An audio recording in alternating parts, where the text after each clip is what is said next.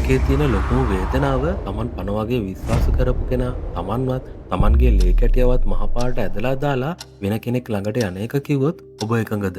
මේ කමල් උදේ ඉඳන් රැ වෙනකන් දහඩිය හල්ලා ගෙදර එන්නේ Tamanගේ අවුරුදු 3 දුවගේ හිනාව දකින්න. ඒ පුංචි පවුල ඇතුලේ කමල් හෙව්වේ පුදුම සැනසීමක්. ඒත් ඒ හිනාව පිටිපස්සේ ලොකු ගින්නක් නිවිපත් වුණා. බිරිඳගේ රහස් දුරගත නැමතුම් මගහැරීම් මැස්සේ අලුත් තනියම් සබන්තාවක සෙවණැලි මේ ගෙදරට වැටිලා තිබුණේ.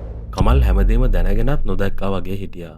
මගේ දරුවට අම්මා කෙනෙක් ඕනේ කියන එකම හේතුව නිසා.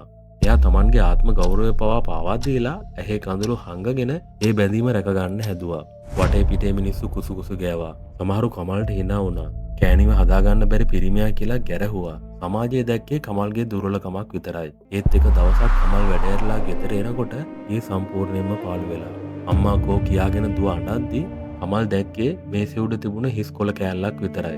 කමල්ගේ මුළු ලෝකෙම කඩාගෙන වැටුණා. එයාට අම්මා ඕනේ කියලා අඬන දුව පපොඩ්ඩ තුරුල් කරගෙන කමල් අඳුරේ තනියම ඇල්ලුවා. ඒ වේදනාව දන්නේ ඒ පපුව විතරයි. ඒ දුවගේ කඳුළු පිහදානකොට කමල්ට එක දෙයක් තේරුණා. වැරදි කළේ එයා නෙවෙයි. දැන් මේ අහිංසක දරුවට අම්මත් එයා, තාත්තත් එයා විතරමයි.